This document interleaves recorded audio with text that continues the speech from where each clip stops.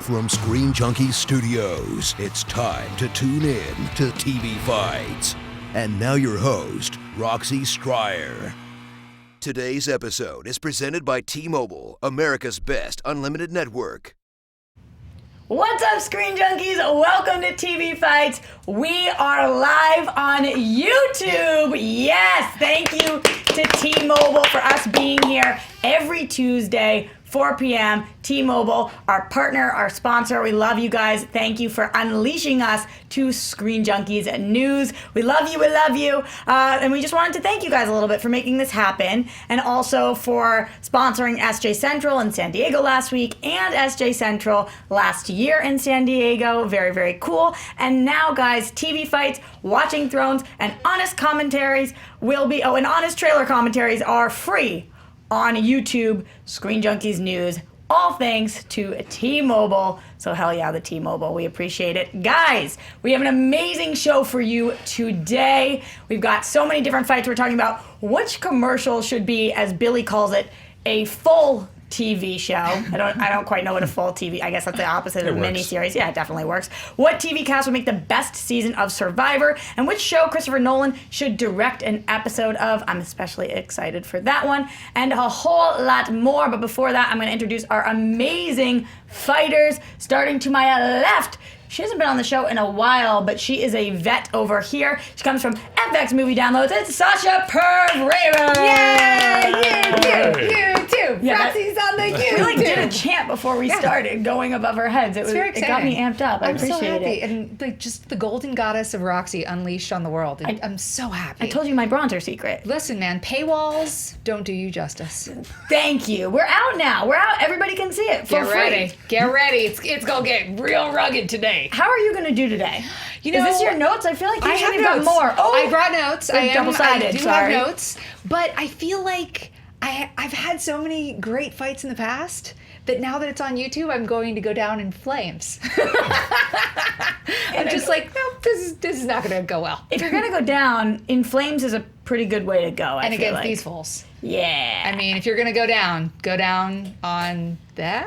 Right, this is a very different show. Yeah, there goes the sponsorship. Thanks, T-Mobile. Nice knowing you. I have to tell you guys, this is a very different tune than before the show, where she's like, I'm going to wipe the floor with them. I'm going to take craps all over That's all part them. of her strategy. Yeah. This is just like, Scary. I'm going to get killed on here, and she's going to wipe the floor with us. I know. So that right there, guys, Roger Barr, he's Ahoy. going, you're 500. You're batting 500 right now. So we'll see how you do this is into great. the show. I won. I mean, for those of you who had Screen Junkies Plus, I won my last episode of TV Fights, which is one win. So that's a winning streak in my history for nice. TV Fights and movie fights. So that's a real win streak for me. I'm excited. Fact check, does one make a Yes, winning streak? it does. You don't even need to fact check that. It makes a winning streak in my book. Is one a streak? Absolutely. Good. Yeah. Also, not a that. streak. I mean, so technically it's in that gray area. There you go. Really uncertain about that. Don't know if we can proclaim that. I need your bronzer secret too, so I can get rid of this jaundice color of my skin. You can borrow it anytime. I think All if right. you win today, that you definitely can call two a streak. Yeah. We can agree on that. Okay. That's not going to happen. Okay. Oh, Mark Andreyko Fighting talking before the fight. smack right now, guys.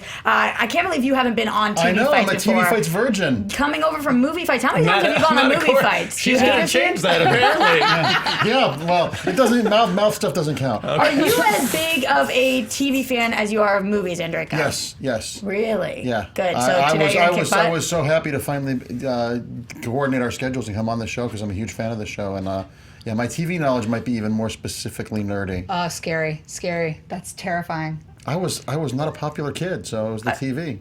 That's what I think everybody at the table And by the can way, you are so admit to tan, you that. kind of look like you're made of flan. I kind of want to lick you. Oh my God, delicious. Man, the innuendo on this episode is she's caramel colored. Do you think that was a compliment? Yes, it's an Yeah, absolute it is a very compliment. delicious and Very unclear. silky and creamy and He good. did insult the other bat though and call it that it looked like caramel before the show. So I'm very excited for Harley and Ivy meet Betty and Veronica because I love absolutely. We were talking about Riverdale before this started and how much we love Betty and Veronica. I'm writing it with Paul Dini, who created Harley Quinn, so that's kind of how cool is that? Yeah, and we're having so much fun. The stuff writes itself. I mean, we have a scene. There's going to be some interesting stuff, but we're playing all the gags. Like you have Harley Quinn at a table and she goes, pudding. And because they're serving pudding, I mean, it's those kind of gags. Fun. And Betty and Veronica are so much fun to write frenemies. It's goofy and it's fun, and it's going to take place in Gotham and in Riverdale, and we're doing That's awesome. all the characters you want to see are going to appear. But it's a mad world with those 4 women. So I love it. You also wrote Love is Love, and you're very popular. You're very popular. You got a lot going on. So yeah, I can't complain. Yeah, Love is Love won the Eisner for Best Anthology. Oh yeah, it did. That's really and, cool. We're doing 7 foreign editions of it, which will be raise money for local charities in these foreign countries. And yeah. Do you think we can call that a streak? Does that mean you're coming in That's here on definitely a streak. Sure. Yeah. If I can call my one win a streak, we can call that a streak. Sure. All right, we'll ask our fact checker right now, Billy Business in the house. What's up, guys? Well, we've already had sexual harassment and Roxy criticizing my script. So if you were worried that TV Fights was going to change once we got on YouTube, obviously that is not the case whatsoever. I will be here, hashtag TV Fights Live on Twitter, taking some Twitter, also taking YouTube comments. Plenty of ways to talk with us throughout the show because, as our viewers who are TV Fights fans already know, you are the 4th player in all of this. You guys have amazing answers. We want to hear them all.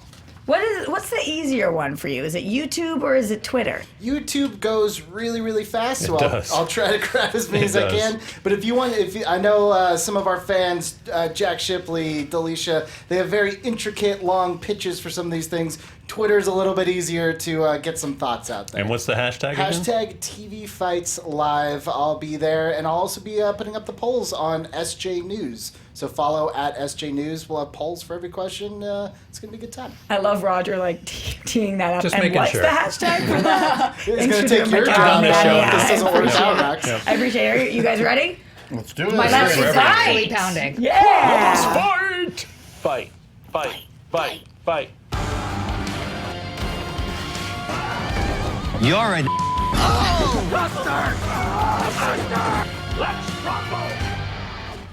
It's my favorite one. I feel like I use that in my life all Yeah. the time. Yeah. And some people look at you like, what? And you're like, you don't know. You don't know what's happening. All right, let's get into round 1. I absolutely love Dunkirk, and I'm excited for this question because it continues to rule the box office. So we want to know what TV series should have Christopher Nolan direct an episode. We're starting with Sasha on this one. We're making our way around the table. Okay. All right. So for this one, I feel like the answer came to me so instantaneously because the person who I would like to see Christopher Nolan work with again is the person that he's done, I would think, his best work with. The person who wrote the short story that then became Memento, the person with whom he co-wrote The Prestige, The Dark Knight, and that is his brother, Jonathan Nolan. You take them to Westworld. I want a Christopher Nolan Westworld where we get all that incredible scope that he is so known for. We can see him create that war that he's created with Dunkirk. You can see him do the action of The Dark Knight, but you can see him do all that dark, twisty stuff that he's also brilliant at. And that can all happen on Westworld and with the unspoken communication of brothers. Roger. The unspoken communication of nepotism. No, I'm sorry. Welcome to Hollywood, bro. Yeah, exactly. No, we have enough of that in Hollywood. Are you just discovering this? No, I'm not. Have you heard of the Baldwins? Yes. Anyway. No kidding. I'm going with Mr. Robot. I feel like this show is perfect for Nolan. It has a little bit of everything that he's ever done pretty much in it. It's known for having specialty episodes. You have episodes that start off like an 80s sitcom. You have the Careful Massacre of the Bourgeois, the slasher episode. They also have fluctuating timelines, and Christopher Nolan loves playing with time and all. So with all these different styles, they work as a series as a whole, and clearly they're adaptable to something like Christopher Nolan. And I'll get more into that in a bit. Mark. I think if we can talk about a specific episode, I think Christopher Nolan should direct a Cersei-centered episode of Game of Thrones, because I think that his close to the vest, being generous about emotions. And my chair is really squeaking. I'm sorry. I feel like I'm on a pirate ship. Better than a leather jacket, you know. We'll take a squeaky As chair. long as it's not making people freak out on the YouTube world. But I think Game of Thrones would be really interesting, because it would really interest. We've never seen him delve into really serious fantasy or serious genre. He did it a little with The Prestige. He did it a little with Inception. He did a little with Batman, but it was far more reality based. And to see him deal with sword and sorcery stuff, and you know, and an actress is great as the actress who plays Cersei. It'd just be great to see him have to, because she's so cold. It would be interesting to see him. I think it would help him discover new stuff. And he's also not really known for his female characters. So to have a Cersei episode, I think, could be something that really opens him up and opens him up as a director and gives him a little bit more to do. Great, let's fight it, guys. I think that's what you just said is actually the biggest argument against it. He doesn't understand how to create female characters. He's not creating one, though. This is one that already exists. It exists, He's playing but he doesn't in know this how to sandbox. work with her. There's going to be something. I mean, and you're talking about fluctuating timelines. That's one of the things that Westworld does so well is different timelines, and those are the things that we want to see. You have incredible actors when you're talking about Westworld. Who would you rather see him direct? Lena Headey, which is nice, or Sir Anthony Hopkins? Because I would rather see him direct Sir Anthony Hopkins. But we've already seen him direct it. Jonathan Nolan is making that. That show already feels like Christopher Nolan has done it. I think arguably if Christopher Nolan did an episode of Westworld and we didn't have his name on it and asked you to tell which one he directed, you wouldn't be able to because it already feels very Christopher Nolan. It feels very cold and very, very well done, but it doesn't.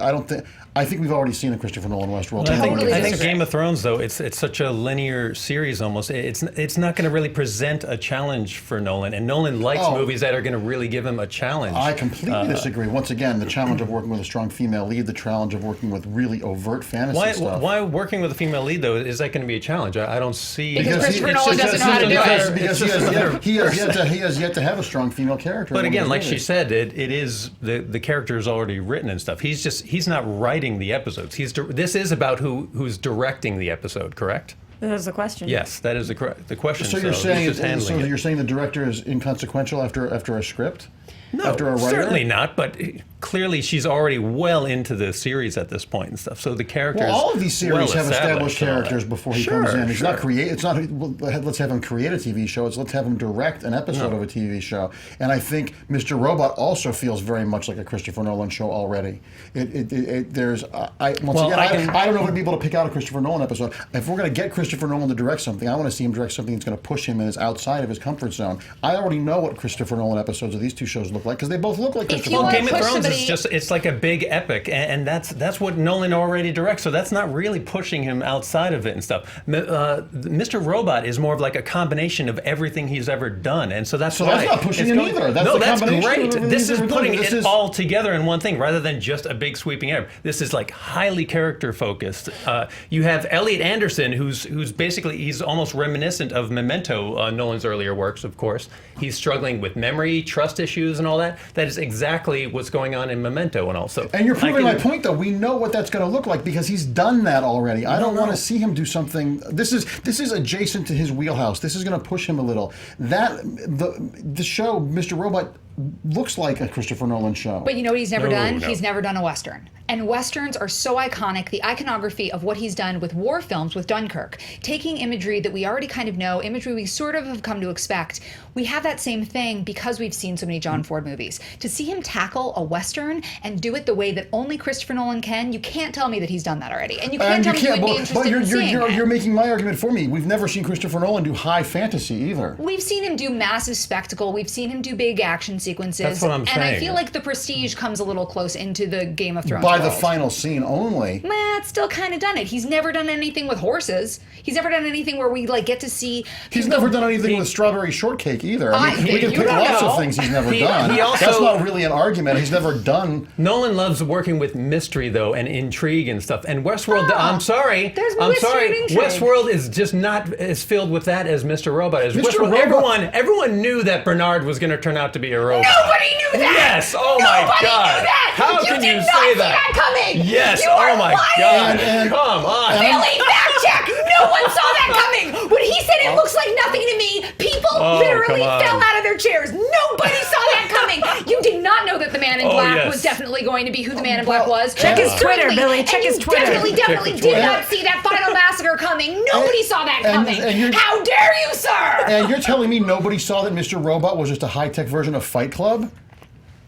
No, Mr. Robot is a lot more than that, and we don't even know what's going on. Oh God! My dead dad is my ghost talking to me. But there's great similarities too with Mr. Robot and a lot of what Christopher Nolan has done. You got Inception is a story about people, hacking into people's dreams and going into the future to kind of like save the future. Mr. Robot, it's a story about people basically hacking this corporation, trying to save the future again. So again, I can see all these different things combining from the history of what Nolan has worked on in films all into one show. That's why I think this would play to his strengths best. In your final thoughts, I want to hear from you guys. What is he doing? What part of it is he directing that's going to be so great? Is it specific storyline? Is it stylistic choice? Why does he need to direct one episode? What does that episode even kind of look like? Sasha, we'll start with you. So number one, I think the thing that Christopher Nolan always has in all of his works is a real existential dilemma. And that's also what I think is so great about Westworld. So for me, an episode for him would start in the West. We would see long, huge sweeping shots, probably a singular figure, a figure that we would follow. I would love for it to be the James Marsden character, who we just see killed over and over and over again. And we get to delve deeper into not just Westworld, but some of the other worlds that have been hinted at. So we saw Samurai World, but then maybe he could be the person who introduces us to some of the other worlds that we've heard about that I haven't seen, like Roman World. My biggest thing with Christopher Nolan and with all directors, like the reason that a pilot director gets paid for every single episode of the show that goes on is because they establish the world. Christopher Nolan can establish the hell out of a world, and I feel like if James Marsden is going from Westworld to Samurai World to Roman World or whatever other worlds exist, if you entrust that to Christopher Nolan, you will have incredible spectacle, but if you give him that thing of the existential dilemma, you will also have a gripping and heartbreaking show to watch. Roger. Again, with Mr. Robot, I think there's just a lot more going on with the characters here. And Christopher Nolan he's great with that kind of drama. I can see there's so many different relationships in the show going on. You have Mr. Robot, Elliot dealing with Mr. Robot. You have Darlene's relationship with Elliot. You have Angela's relationship with Tyrell and Joanna. There's just all these intricate relationships, and they're all completely different from one another. And he's going to hone in on what the strengths of those are. Like Joanna, she's so creepy on the show. Like I think everyone who's watched the show can agree about that. And it's almost reminiscent of Inception, how he focused on like the wife. It's this tragic feeling with the wife, what happened to her in Inception, but at the same time, she's just downright creepy, like when he goes down that elevator to see her and all. And Nolan's really going to just like pull right into Joanna. So I want to see a Joanna-focused episode with him. Enrico. Well, I think that with something like Game of Thrones, I would have him do an episode that was, if we're playing the fantasy game here, the episode where Cersei and Daenerys, an episode focused on the two of them, because once again he has yet to really delve into strong female characters. You can argue that Marianne Cotillard is more of a phantasm in that movie than a real character. So I would like to see him challenge himself with that. And you go to his strength of spectacle. You can have war raging outside. You can have him deal with big special effects and the dragons and that sort of thing. I think it's just enough out of his wheelhouse that we know he could do this well. But it would be fun to see something that we haven't seen before. The argument with both these shows are incredibly well made. But I know what a Christopher Nolan episode of both these shows look like. One, because he and his brother have a similar sensibility. I think it would be impossible to tell it apart. And this just feels like Christopher Nolan has done this already. I think he could do a great job on this, but this to me is what would I want to see him do that I would go, I don't know if he can pull that off, but I think he can. And that to me is more exciting as a viewer than having him do something that I know is already in his wheelhouse. Talk to me, Billy Biz. Wow, that was a hell of a start. Yeah, when you got three vets in here, it's like, there's really serious. Sorry, there's no time to rest. We'll get funnier, we promise. So of course it's hard to know factually how many people could have guessed what was going to happen on Westworld. I will say though, I want an exact number, Billy. There are articles dating back. I found one of them as early as October 18th. About a theory that Bernard was actually not human. And when was he revealed to be? And he was revealed on November 13th. And what did Roger tweet that week? TBD. Yeah, I'd like to know, We're actually. getting there. I believe his tweet was, "I like pudding." Yeah. I'm Pudding. trying to sort things out. Also, if you guys didn't know, I certainly didn't know this.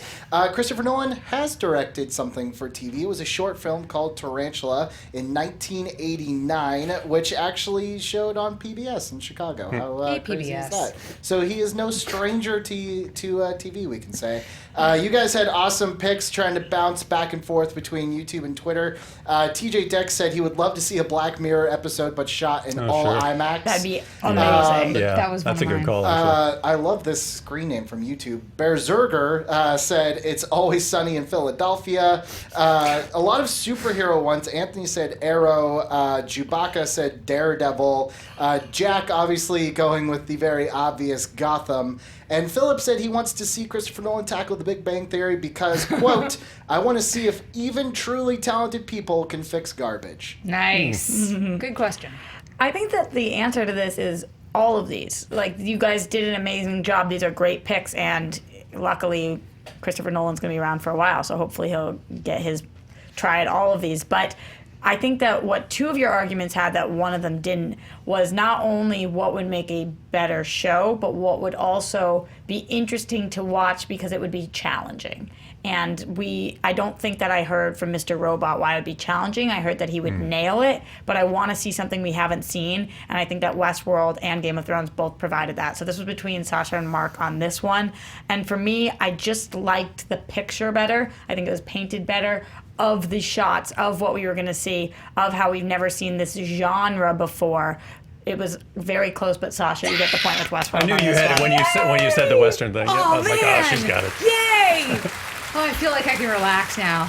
It just Billy went Biz, from whoop, whoop to talk to us. This one was really, really close. I get that. That's what's going to happen when you have three great picks from three great fighters. But the internet actually agreed with you. 40% Westworld, 38% Game of Thrones, 22% Mr. Robot. Wow, really, really close. How many for Black Mirror? All of us. That one, Yeah. that's a great pick. It's a great That's answer. really the best pick. All right, let's get into round 2, guys. True Detective 3 will star Mahershala Ali. Hell yeah.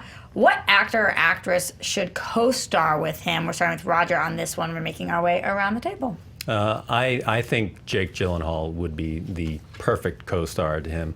I can see Mahershala playing more like the straight-laced, by the book kind of cop in this show, and Jake, I can see him being more a bit of a loose cannon and stuff. He's proven. I think out of all the actors that we're going to be talking about here today, he's by far the most versatile, and just what he can kind of pull off.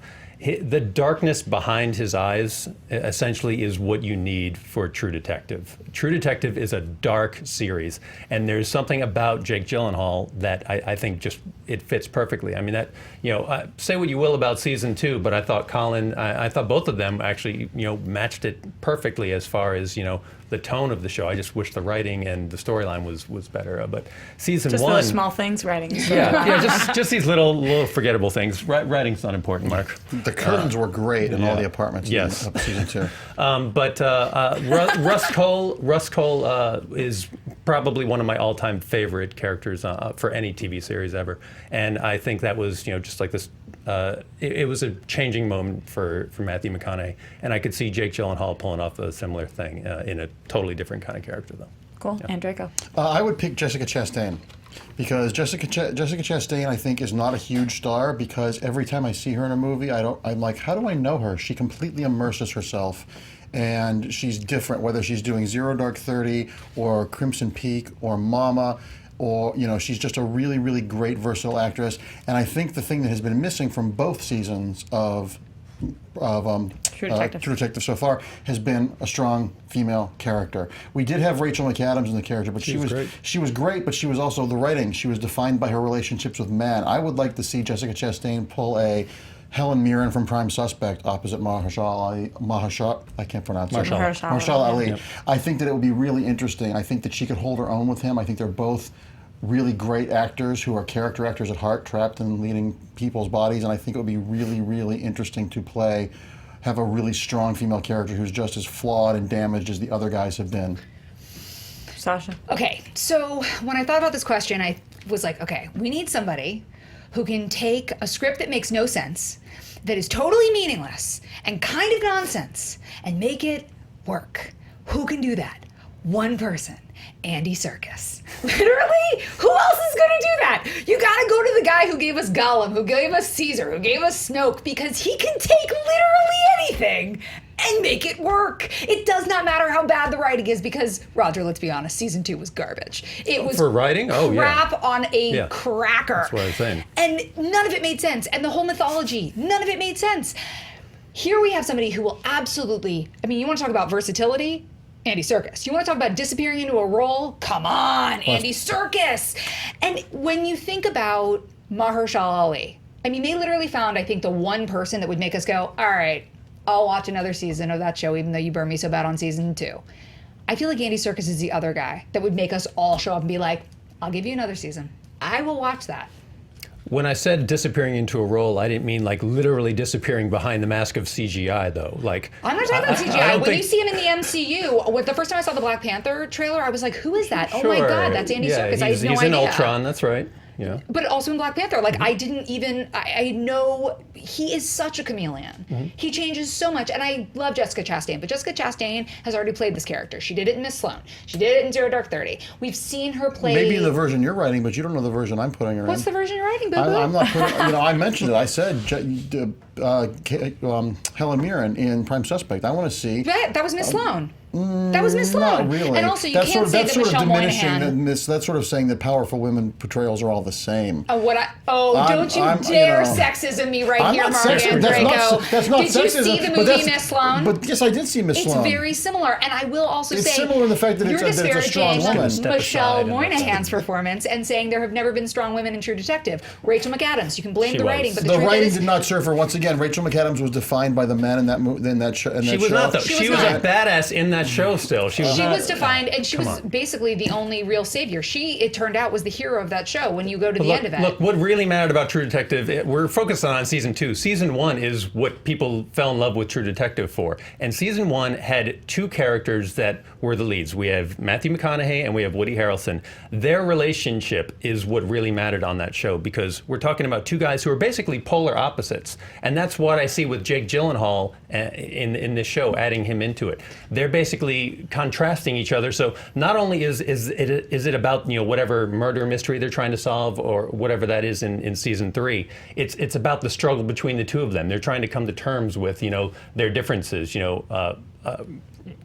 One of the funniest, I mean, it's a dark show, but it's also funny seeing just like Marty constantly getting fed up with, Russ just, talking about we're living in a psychosphere and all that kind of stuff. It's just great. It's wonderful. But if we're going to talk about, if you're going to throw we've seen Jessica Chastain play this before. We've seen Jake Gyllenhaal do this before. Yeah, this is Prisoners. This is Prisoners. This is Nightcrawler. Now, don't get me wrong. Okay. I think Jake Gyllenhaal is one of the actors of his generation. Okay, but you're saying you're having Jessica Chastain play, whatever you want her to play. I'm saying that as well. He's not going to just be Prisoners guy again. He's not just going to be Nightcrawler again or any of that. He's going to do something original because that's what he does. He disappears into his characters, and we've all seen that. Whether it's losing the weight or becoming someone completely different. But he's not going to just be, it's Jake Gyllenhaal from Prisoners again. Talk about and in Prisoners, he just has a slight underlying darkness, but.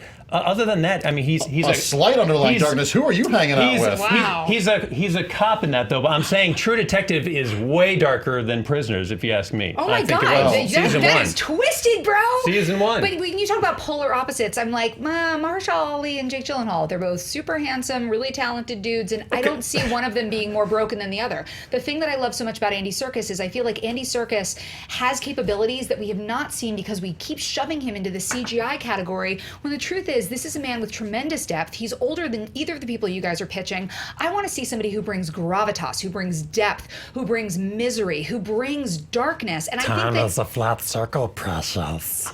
I would totally watch that show. I would watch that show. Like, I think he is so incredibly capable. And when you have a script that is gibberish, we know he can do it. And if time is a flat circle, Precious. Well, that's why we're going back to season 1, not season 2. And we're not going to have regardless gibberish. of what season. I think Andy Serkis is a really great actor, but I don't think he's shown that he is a leading man that can stand because opposite. Woody Harrelson is a leading man. Well, yes. Jessica Chastain though. Jessica Chastain, she's better as a straight-laced character too. Though. Like that's what she's really great at. She is. She's great, and I could see her like being basically the same character as him. Did you see Crimson Peak? Yeah. Did you see Mama? Those are not well-adjusted, straight-laced women. But detective kind of stories and stuff. Because True Detective has so far been all about detection and been about solving mysteries. It's a huge part of that. Well, come on, searching for plots. Season 2 was searching for plots. Season 1 falls apart. Season 2 didn't know what the hell it wanted to even be. Season 1's resolution is like, we wrote ourselves into a corner, so we're making it all this inbred hillbilly. That was the most unsatisfying ending of a series. Are you kidding me? You really didn't like the season 1 ending? Wow. I did not buy a word of that last episode. Not a word of it. I thought it was fantastic. Feels like we've gotten off topic. I feel like what we really are talking about is what we know for sure is we're going to get a script that probably is not. It's filled with metaphysical and mythological. Not necessarily, because the guy who's taking it over has nothing to do with the first 2 seasons. Nick Pizzolatto is still involved, so I'm trepidatious. But we know we're going to have that, and we know we're going to have 2 people in a really dark situation. And what we need more than anything is great acting and people who you will tune in to watch do anything.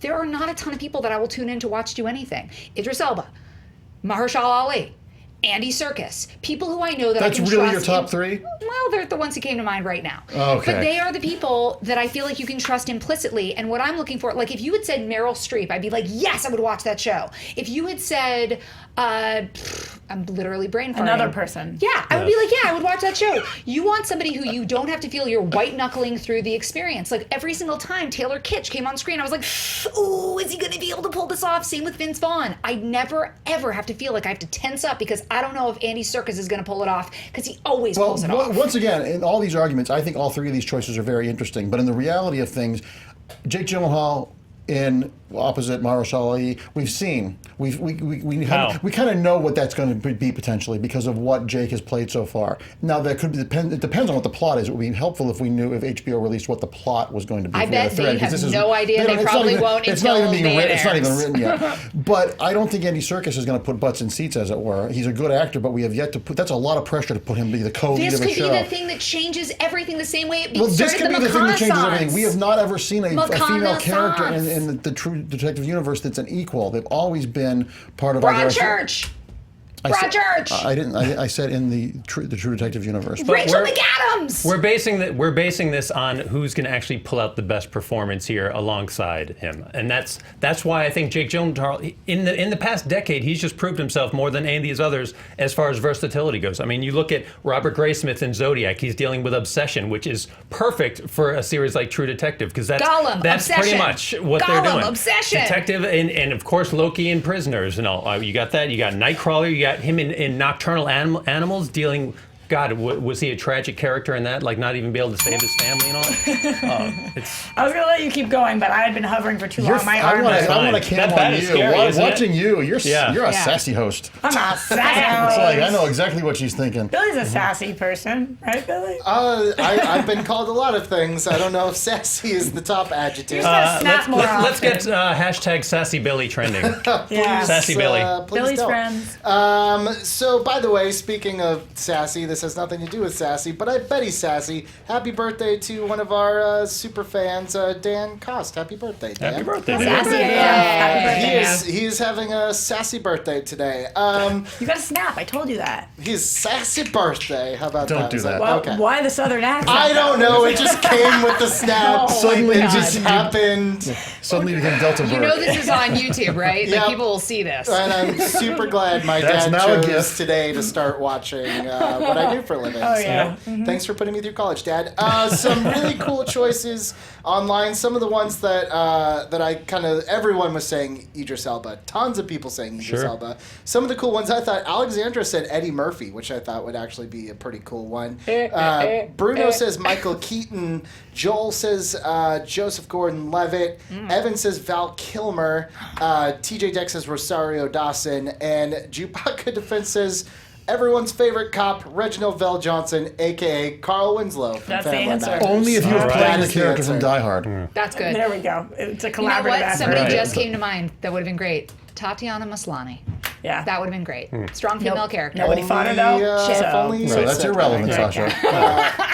All right. That was my There's tweet. a clear winner in the poll after you make your decision. Interesting. I think I know who the winner in the poll is going to be, and it's not who I'm picking.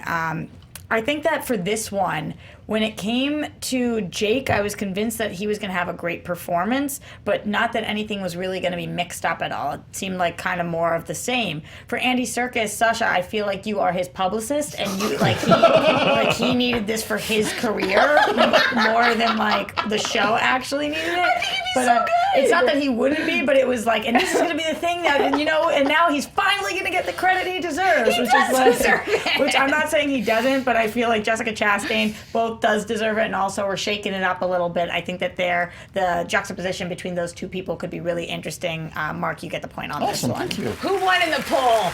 Jake Gyllenhaal. He's the most Jake famous. Gyllenhaal won with 46% of the vote. These are off the Twitter. These percentages are off of Twitter, but it's actually they've been mirroring the iCards on YouTube. What's an pretty iCard? evenly. iCards where you can vote within YouTube without having to go anywhere. Oh, you learned stuff first. So there you go. Did you know that? Technology. I've never heard of that before. I thought an iCard was when you're like A, E, 4, G. Billy makes shit up sometimes. I thought that's what was happening. Is it not a real thing?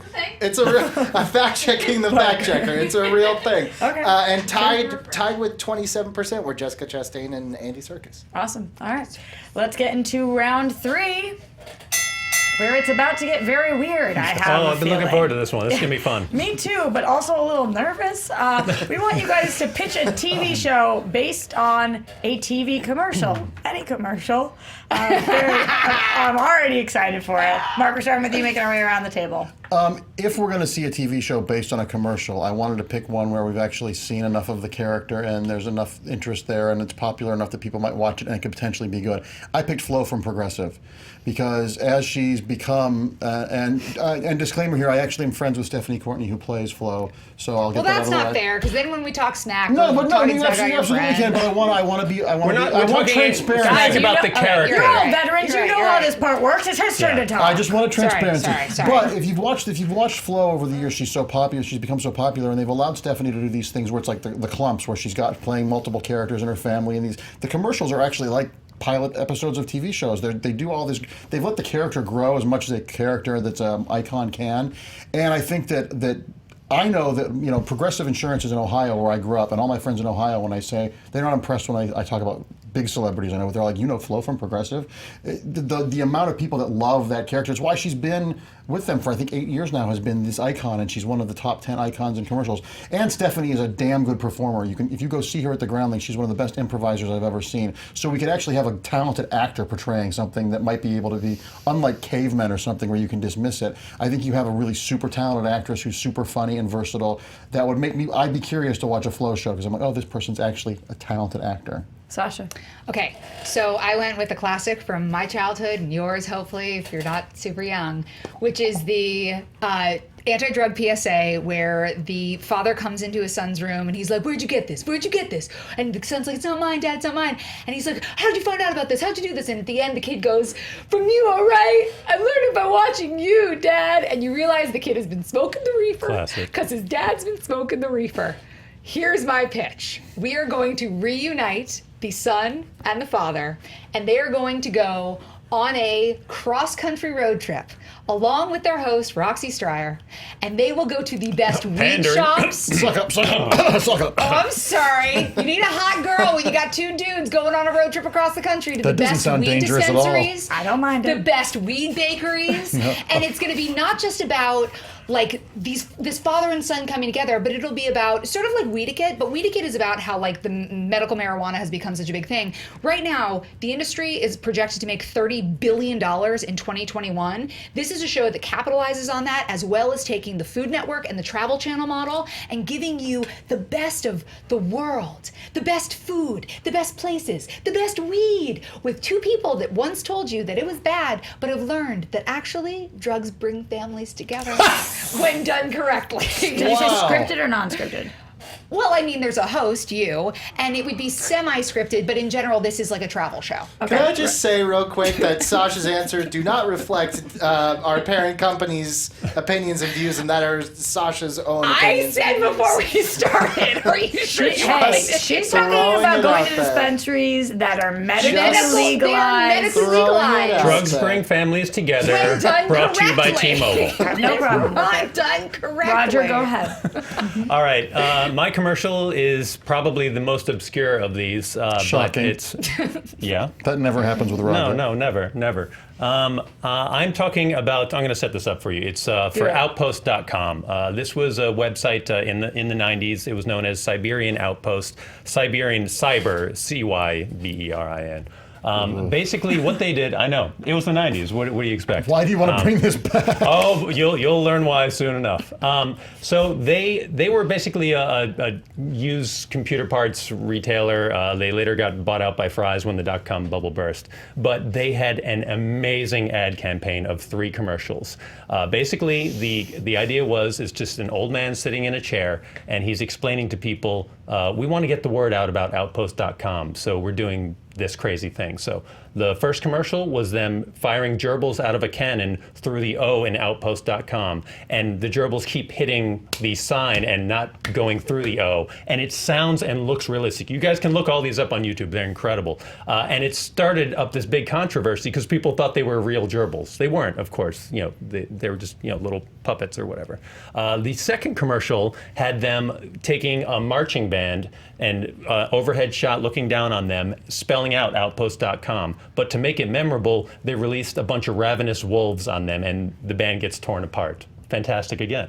The third commercial, they want to spread word about Outpost.com by going to basically daycare centers across the country. And instead of just giving them free daycare, they tattoo the word Outpost.com across the foreheads of every child in these daycare centers.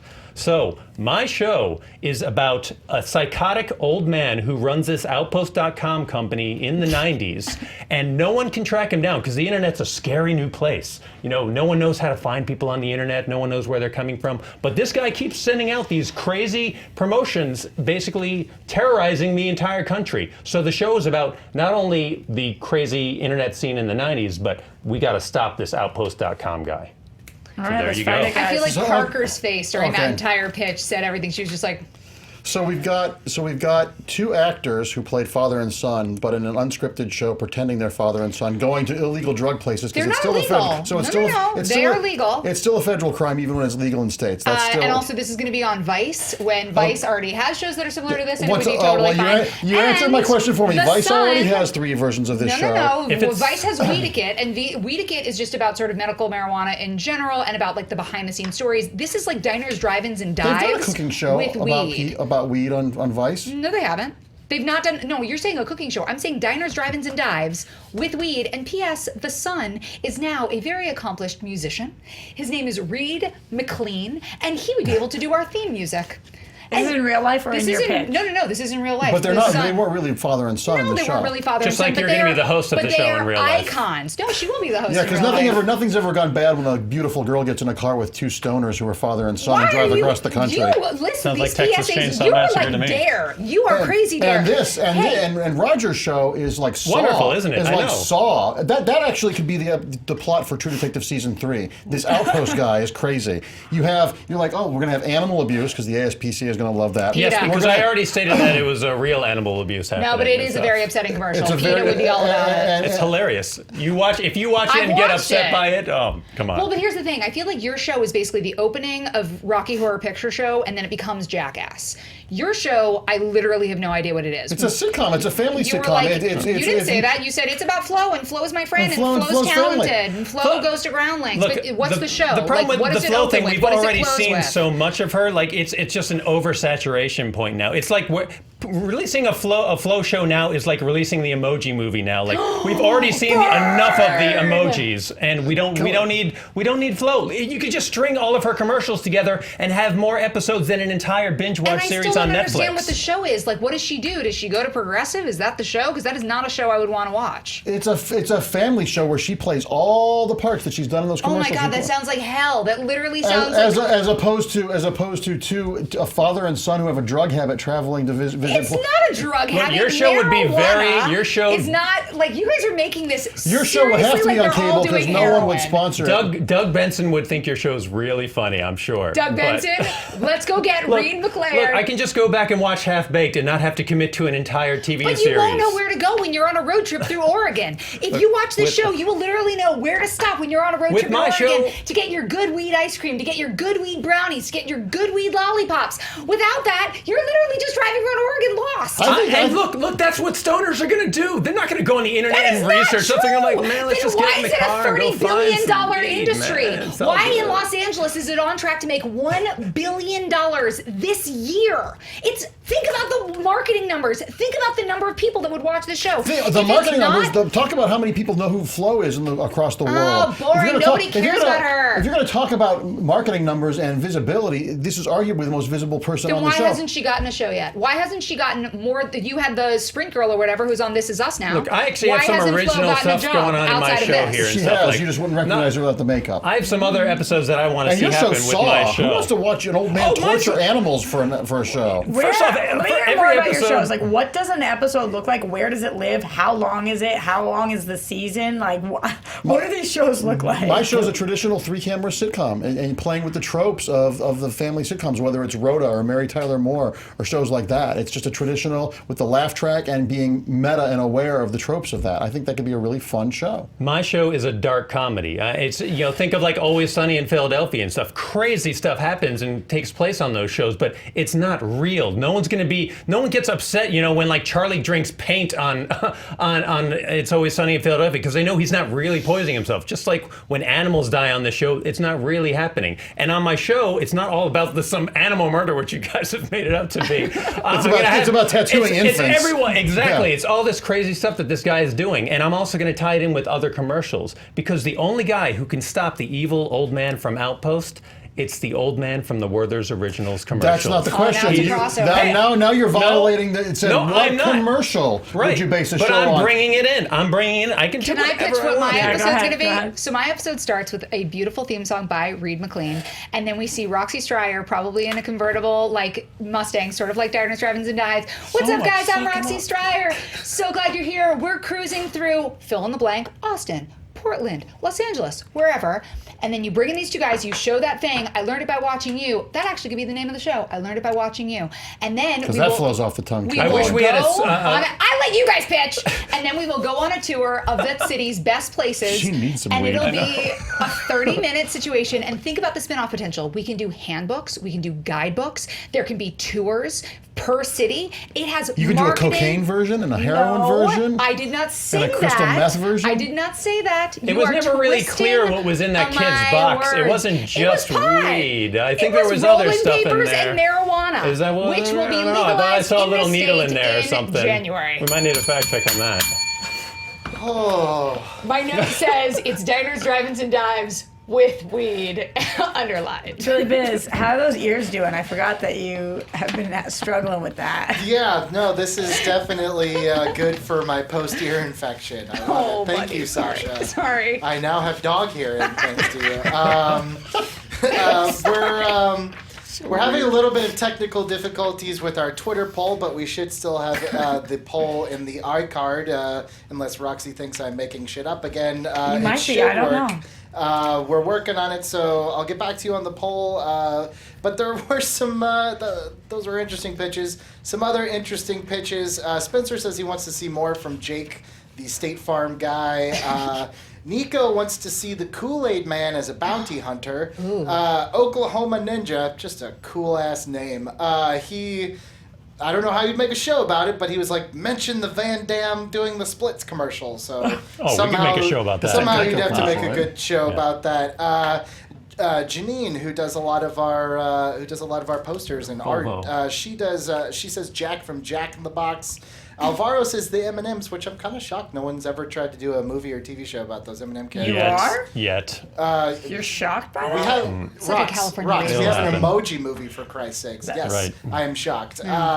They're kind of sexy sometimes. Sometimes. The M&Ms? Maybe. The green one. She's like really And Mark just wants to And the go. green one's the one you hit a home run with. Remember the old commercial? Mark wants to just go, I guess, full Michael Vick because he wants to see Affleck Duck versus Geico Gecko in a battle to the end. Wow. That's kind of cool. Right?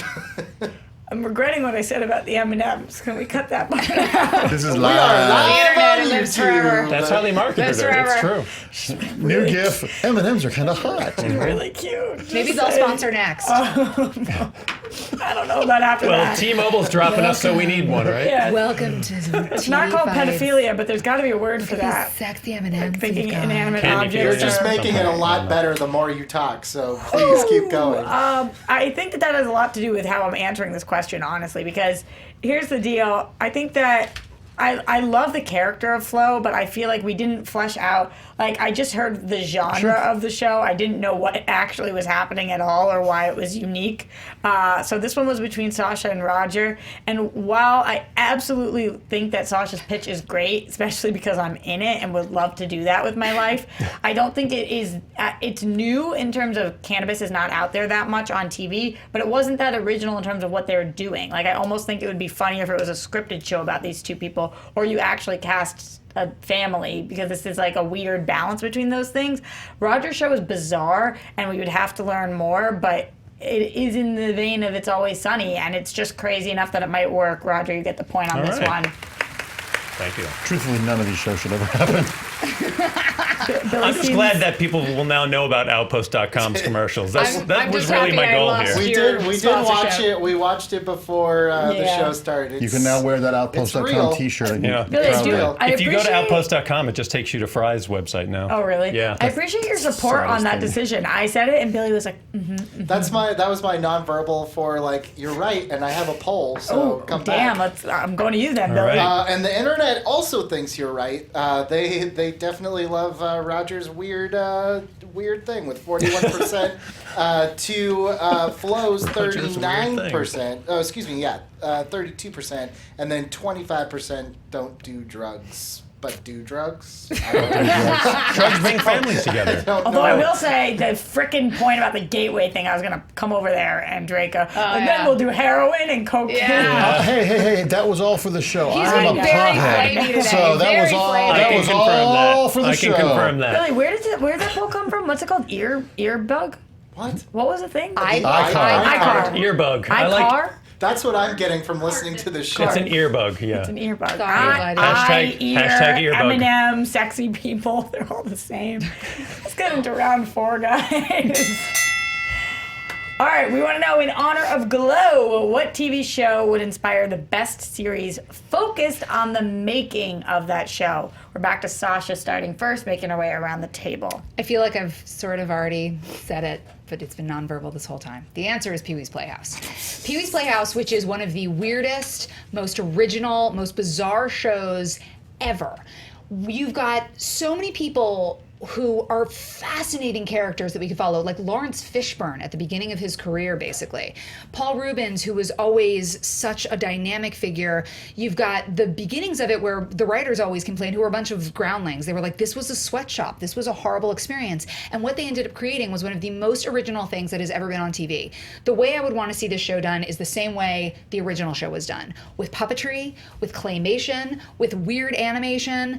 I feel like you need to bring back some of the people who are no longer with us, like Phil Hartman. So maybe you use archival footage and the chroma key that they always used at the end of the show, where Pee-wee would sort of like ride his bike down these different roads. Maybe at that point you have like some archival footage of Phil Hartman or something like that. But you have Danny Elfman doing the score. You have Cyndi Lauper doing the theme song. Like, there are so many fascinating things that you can explore here. It's a weird world. It's a twisted world. It's a totally original world. And the storytelling of it could be so original because you don't have to stick to any particular parameters. And unlike the original show, which was children and kids, children and adults, this one could very much skew toward the adults, and you could just see like all the crazy behind the scenes and all the stuff that we didn't get to see, all the bickering that led up to the show, all the infighting with CBS, and also Paul Rubin's arrest.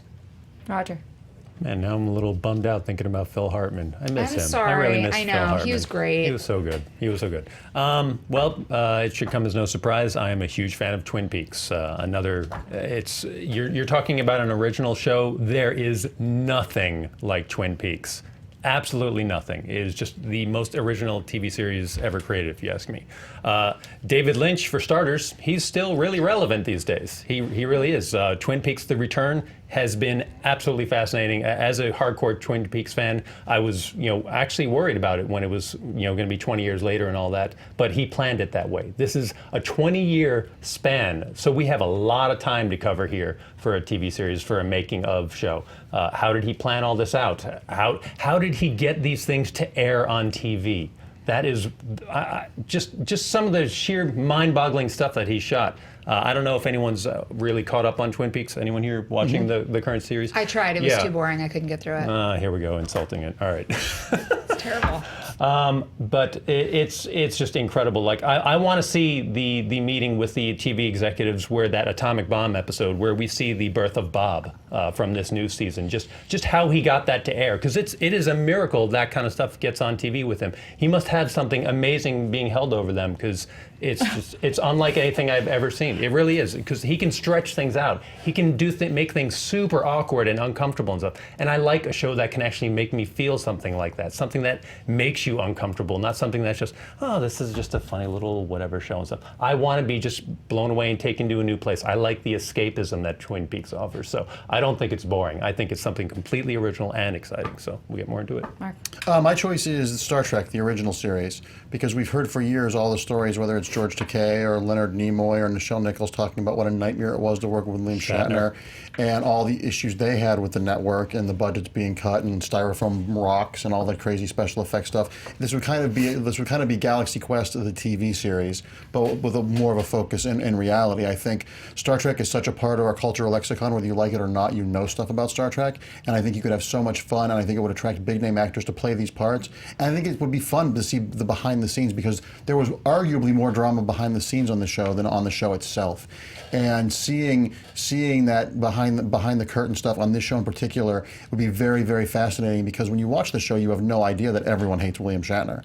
And to see how these actors actually earning their money acting, plus the historical stuff of Nichelle Nichols, the first interracial kiss on TV, and how they had to fight that. All Roddenberry's fighting with the network for his creation, trying to do stuff that pushed the envelope and did stuff about diversity before that was a buzzword term like today, all the stuff he tried to do. There's actually really interesting stuff. I would argue that the making of the original Star Trek series is more interesting than the series itself. Great, let's fight it, guys. So I feel like with Rogers, is it a documentary?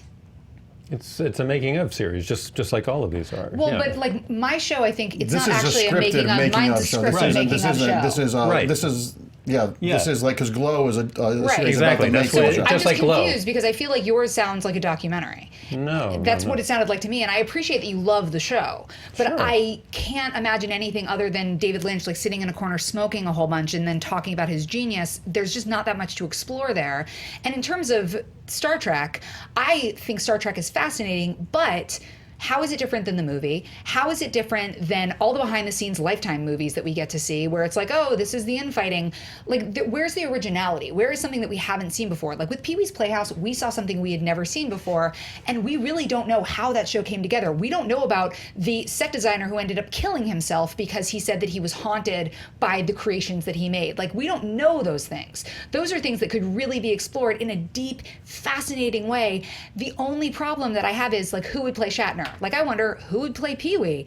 But then at the same time, I think there are people who could make a career on something like this because it is such a rich, original, different world. And with Star Trek, I feel like I've seen it a million times. Where have you seen a behind-the-scenes making of like a of the show? million featurettes, like a million. And Well, we know the stories. there's a lot of Star Trek documentaries. I don't think there's necessarily one about the making of the show, so I'll grant you that. No, but I mean, we have all heard a lot of the stories, and I would just rather watch Galaxy Quest. You did bring that up. Or you can watch Orville, which is going to be the new Seth MacFarlane show, or you can see any of the other, like watch Battlestar and pretend like it's. But with both of your shows, the shows themselves are so interesting. For one, I don't think the making of behind the scenes of the creation of Twin Peaks, because you talked about the original series, and then you talked about David Lynch was working on these scripts for 20 years. I don't want to see a guy writing scripts over the course of 20 years. No, he wasn't necessarily working on but you scripts I wasn't for 20 sure years, if I wasn't sure if your show was about the making of the original Twin Peaks back when it was at ABC. It's both. Or if it's both. It's spanning all. Yeah. Okay, well that wasn't clear to me. I think you need to pick one or the other, because I think that.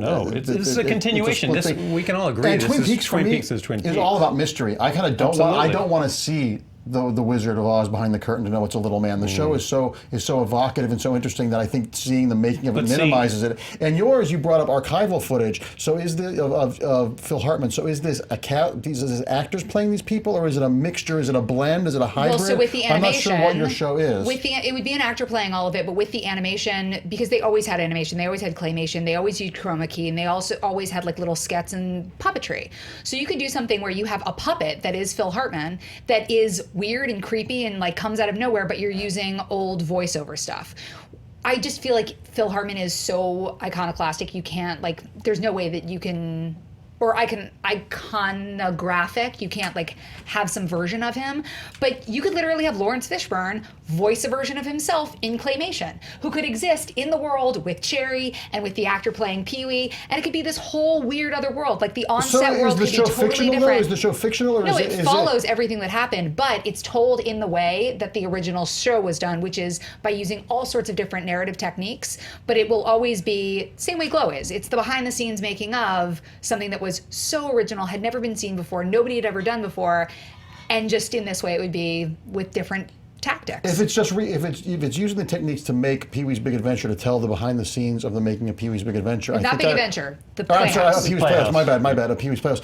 I think I would rather just watch episodes of Pee-wee's Playhouse. If you're using the same visual style. You don't want to sit down with at a CBS meeting and hear them talking about what happened when Paul Rubens got arrested. You don't want to sit down at a meeting where they're like, that part. No, I don't. I don't want to hear. Actually, no, I don't. Oh, you're crazy. You want no one needs to relive. We already relived that like for a long time. The jokes about Pee-wee, jerking his Pee-wee in a movie theater. We don't need to go through that again. Like when they came to him and they were like, we're going to do this as an animated series, and he was like, I don't want an animated series. I want to do this with all these different kinds of techniques because that makes a better show. You don't want to see somebody push the envelope creatively. You're the person talking about David Lynch. Well, look, how can you not be like, I want originality? This feels like gilding the lily to me. This feels like we have the Pee-wee's Playhouse show that is brilliant. There's no argument there. There's no argument about this show not being brilliant either. Sure. All these shows are good shows. But to tell the making of the show exactly the way the show was done, I would rather just watch the show, because the show was fun and weird and surreal. Well, then go ahead and watch Star Trek. You're saying I'm removing the mystery of Twin Peaks. There's the entire filming of the series was a mystery. David Lynch actually. What's going on? Nothing. Oh, okay. You're fine. So I'm worried.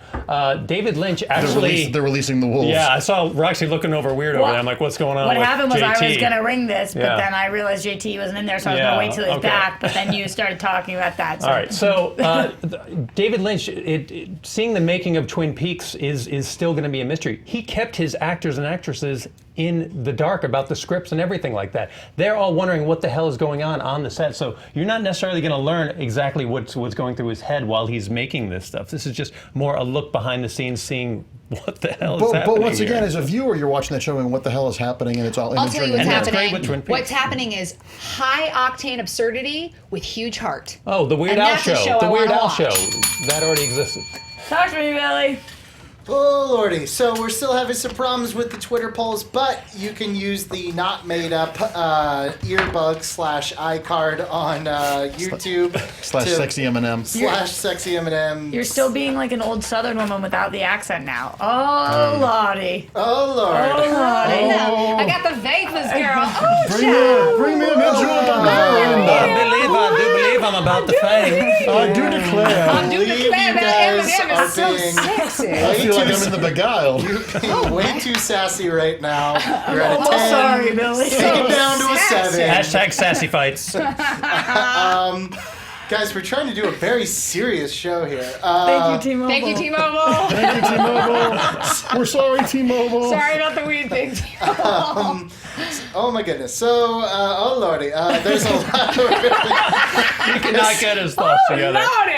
there's a lot of really good suggestions from our Twitter and YouTube. Eric says Three's Company. There was a lot of drama behind the scenes of that one.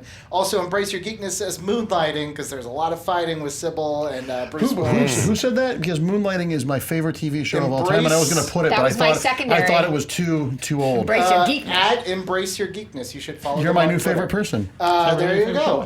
Yash says Twilight Zone. Joel says Seinfeld. This is an interesting one. Kid Anon says Power Rangers. You can show how it started from the Japanese show and how they used all the footage. Oh, wow. And how one of the And guys then, killed people.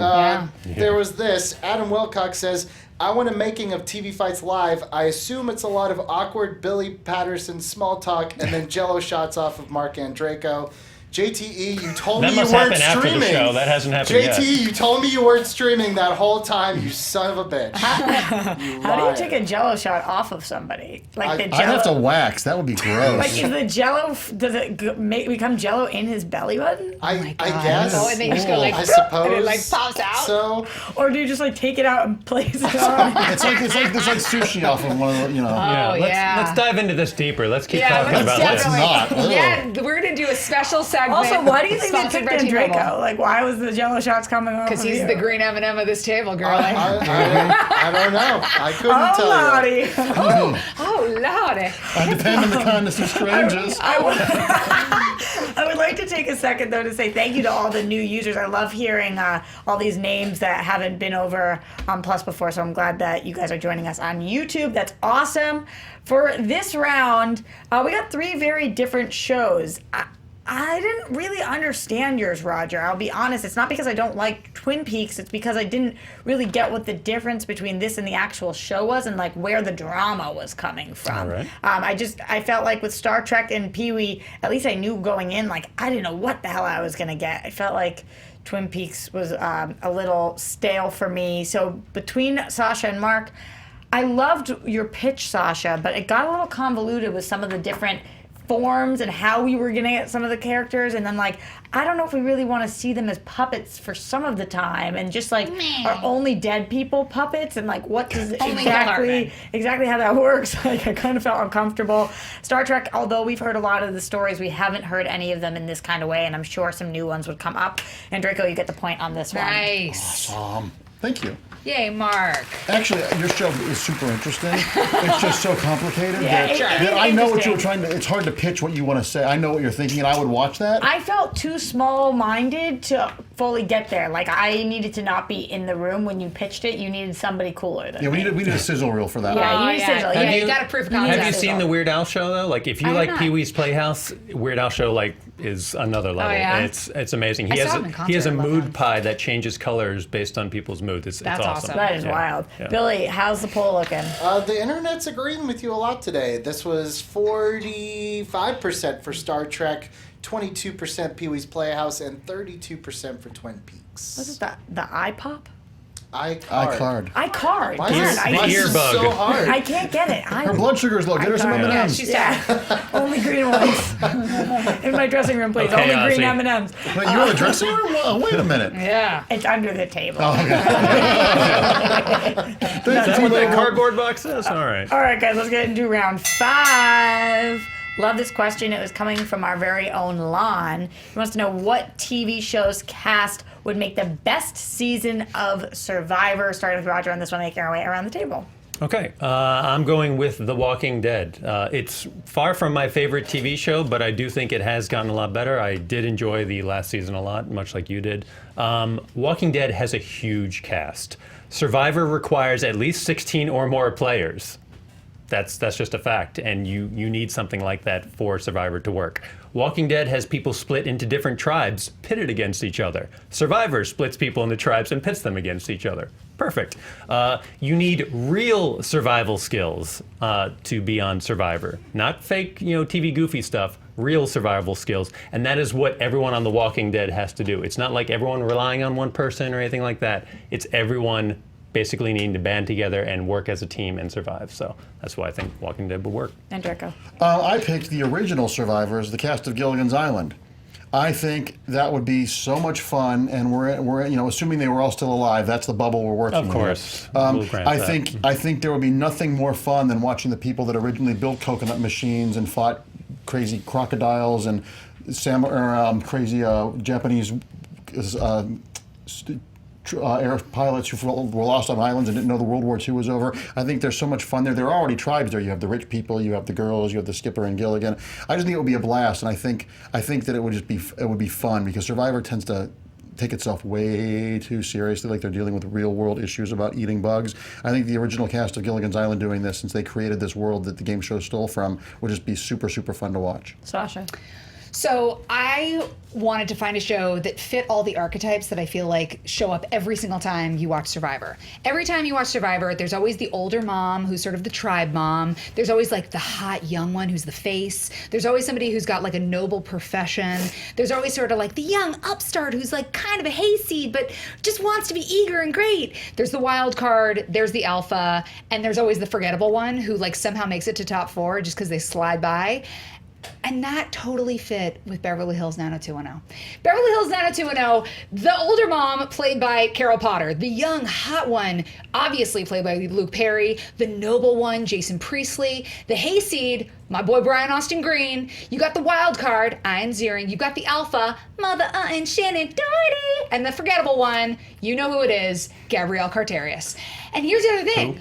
Exactly. The president of SAG, who just got you guys a good contract. Hated each other. They hated each other. So pitting each other against, not a problem. In terms of having tribes, boys against girls, whatever. Or young against old, whatever. Joey Tata, guarantee you, he's a dark horse. Joey Tata's going far because everybody loves Joey Tata. I feel like it would be so much fun to watch. And please, Survivor skills, yeah, right. The people on The Walking Dead have beautiful trailers and they get to go and relax and do whatever they want to do. We're talking about characters in a show. I'm just saying. All right.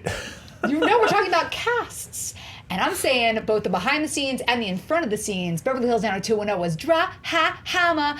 It would be so good. You would get the leaders, the underdogs, the rebels, and the fight for immunity would be to the death. And in the end, you know Shannon Doherty's winning. And don't you want to see that happen? I kind of want to see, and this is going to sound kind of pandering, but it's actually not. I want to see Survivor Gilligan's Island versus 90210. I would totally watch that. I want to watch that. That would so be fun. Crazy. I want to see Ginger fighting Gabrielle Carteris because they're both about the same you age. guys now. would What do need you feel like that. you're pandering to? By saying, well, it's true. You're the judge. So They're trying to kill me by teaming up. Yeah. But my issue with yours, Roger, is that you talked about like these casts actually have surviving skills on The Walking Dead. They're called actors. They Yes, pretend. of course. And They you don't talked really have about skills. the real drama of the Survivor. Reality shows aren't real. Yeah, They're no scripted kidding. too. So exactly, and, and that's why. So I don't know if everything is all these reality shows are so staged. They have writing staffs on them. So I don't know if that argument holds a whole lot of water with this. Honestly, I would say I would watch the 90210 one, and I would watch mine. I am going to say, hey, I would watch that one. I would love to have these two. I would watch. They should do Battle of the Network Stars: The Survivor with these casts of the shows. And then just see everybody get like really hangry and skinny and To fight even have against enough one another. competitors, they would need to team up, though. You guys don't even have the requisite There's number of absolutely people. You talked about 16 people being a rule, like it's from like Moses got the Look it chart up. saying 16 is their minimum. That is. You can look it up. Fact checker. If we bring back Sure. the guy who shot himself in the face, we totally have enough. You got Hillary Swank coming in on Beverly Hills 90210. Yeah, Don't but you look, want to see all our Beverly Hills kids, Hillary Swank eating bugs? You know you want to see Hillary Swank Beverly eating Hills bugs. kids aren't gonna do well in Survivor and stuff. They're gonna die on the first day, and everyone on Gilligan's Island is just gonna rely on the professor to carry them through. And all I have to do to bring my team up to 16 is the Harlem Globetrotters, who appeared both on the show and in the Gilligan's Island movie. So then we go. There we go. I feel Or make like them Martians. you guys are counting out. I mean, with The Walking Dead, these are actors who have been given lines. What I'm talking about is both behind the scenes and in front of the camera. You have all the real drama that you want for Survivor. Because the reason you watch Survivor is not because you want to see people survive. That's why you watch Naked and Afraid. You watch Survivor because you want to see cutthroat, backstabbing, bitchery. And because you want to see people do these ridiculous immunity challenges. I'm sorry, who would you rather see take an immunity challenge? Luke Perry and a little maybe Ian Ziering, or like what's his face with the slicked hair, who's all greasy and like looks like Negan? You don't looks even like know he the hasn't. names? No, the dude who looks like he hasn't showered in 400 years. That's with the all of them. crossbow. That's all of them. The crossbow. Yeah, they Daryl. all pretty much haven't What would you showered. rather see, Yeah. Luke Perry shirtless or Daryl? Luke You're asking Perry. the wrong person, I think, on this Luke one. Perry. You brought up Daryl's very cute. you brought up Shannon Doherty as a villain. Oh yeah. Let's talk about She's the ultimate. let's talk about the woman who made Shannon Doherty possible, Tina Louise on the show, who was such a diva, who everyone hated. Gilligan and Marianne in real life were potheads. They were both arrested numerous times in their later life for. So they're going to do great on Survivor. That's good to hear. So they Pot, cocaine, heroin, we know. Well, the entire cast of 90210 was stoned half the time as well. So, but Tina Louise was such a monster to this cast that, I mean, that's why, once again, I think we should team up because I love teaming up, but here's the other thing about The Walking Dead. The truth is The Walking Dead get Why along am I all of a sudden very, being very well. exiled? They get along very well. I'm in being real voted life. off the island Hold already. on. because you know Wait. why? By these, My show by is these better. two, they want to just team up. because they don't have enough on their Sasha, own. finish your thought. Go Okay, ahead. here's the other thing. We don't see a lot of romance. We see a lot of seduce and destroy on Survivor. That should be a Think show, about the Seduce seduce and and destroy that you would see with the 90210 cast. Seduce and destroy, that would be the subtitle of the season. Survivor Fiji, seduce and destroy. Yeah, but if starring you're the gonna- cast Back of to Fiji? 90210. Wow. I But don't if you're know. but if you're going to do a 90210 show, Go ahead. All right. Basically, these two guys clearly know they don't have enough to work alone on their own. Oh, so not they're true. teaming up Not together, true. trying to make themselves I totally elevate their own disagree. shows No. together for Nope. one series of Survivor. Nope, I just So don't no, like- That's difference not is- going to work. With The Walking Dead, you got plenty of people. You got great drama. You're going to have all these people fighting against each other. It's going to be perfect for it. The perfect, That's what you the need. perfect example That's why what your you show need. should not be considered is we name characters that that are iconic to people. You're like on Walking Dead, we're describing Daryl, that- Negan. that- How are that- these not that iconic greasy to people one- at this point? who's Yeah, she Negan? didn't know the Is characters. Negan- Roxy is I Negan know the the Walking Dead hayseed? characters. Is Negan the hayseed or Carl. is he the forgettable one? Is Negan the face? Is Negan the tribe mom? Because fill these archetypes. These are the archetypes that show up every time. Of course, Negan is the tribe mom. There's greasy men, He's greasy not- women, and dead people. Carol Potter, tribe mom. I can't believe this one got the weirdest. Yeah, it really did. It did. Talk to me about this. Yeah, this was like the most straightforward fight we had all day. How did that happen? Doing some research, it looks like the minimum number of players that they've had on Survivor so far, this could change at any point in the next few seasons, but 16 seems to be the minimum. It can be anywhere from 16 to 20 competing. I'm sure they'll change that up at some point in the show's run. Also, for those of you kids at home wondering, Gilligan did get off the island. It took 11 years, the reunion And it was a movie TV to do movie. it. Was that a real Oh, question yeah. that was asked? They opened a resort in They opened a Hawaii. resort, And then at the yeah, end of the totally. movie, they got back to the same island. I love that Best. show. So you I can love that show, go. too. You can go try to find on YouTube "Rescue from Gilligan's Island." My- It Gilligan's exists. Island. My favorite Gilligan episode is when they had NASA's, I think it was like a Mars satellite landed, and they knew at a certain time it was going to like take a photo of all of them on the island. But Gilligan messed it up and got all of them like covered in feathers. So Mars just thought they were Gilligan. space chickens or something like I that. love that Draco was trying to describe it. He looks over at Roger like, and the Japanese. There was the Yeah. kamikaze pilot. Roger's like, I don't know what you're looking at. There was a kamikaze Well, pilot who weird, I crashed get on it, the I island get in it. World War II and You didn't know know what the I war mean? was The over. Japanese, Yeah. Roger. Japanese. Okay. Yeah. That character. All right, Billy, what else you got? Sasha, a lot of people surprised at what you actually didn't pick. A lot of people thought you would go for either Lost or Riverdale. A lot of comments about I that. thought Lost, but it felt a little bit too obvious. Well, there you go. A lot of other suggestion here. Spencer wants to see the cast from Dallas. Bonnie says Smallville. Anthony says Arrow. TJ Tex wants to see the cast of Fresh Prince.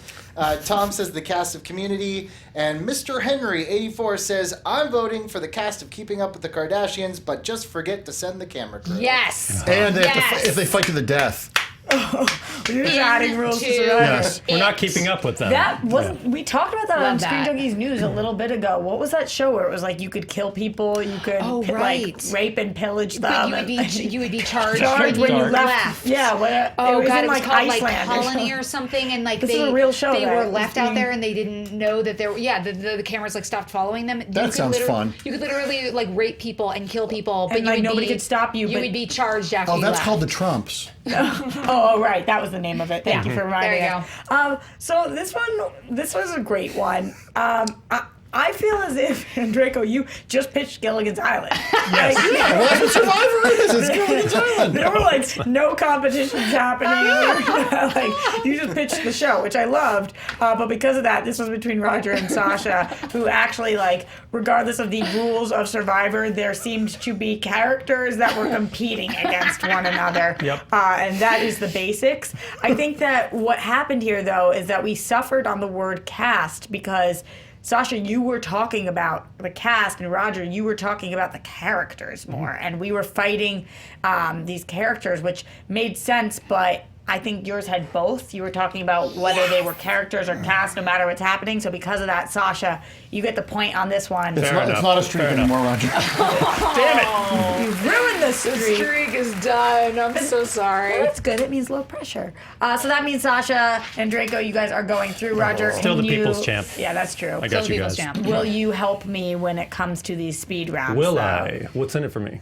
You can think about it. Green M&Ms? There's really no. All right, okay. You're not getting the green M&Ms. I think it's clear that I'm getting the green M&Ms. You All can right, have give the me the other blue color. ones. Yeah. Give me the blue ones. I'll The take red blue ones, those are the ones that made of like lead in the 50s, right? Oh, do they? Oh, yeah, you Great. can take the red ones.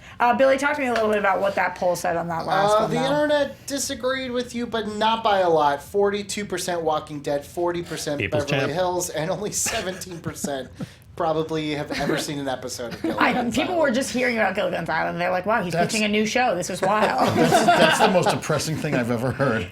We love you guys. You're the best audience. All right, so let's get into these speed rounds. We're going in tied. You guys know how this works. I ask questions. You give answers. You each have 20 seconds to fight and 10 seconds to rebut.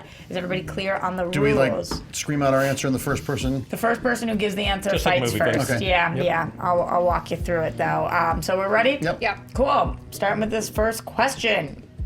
Big Bang Theory is getting a Young Sheldon spin-off. That's true. What TV sitcom character should have a spin-off focusing on their younger years? Quick question before we answer. Is this a currently airing sitcom or a sitcom in the history of television? Just what TV sitcom? So any sitcom. Fonzie from Happy Days. That's a good answer. Any character ever. Sitcom character. Mr. Roper from Three's Company.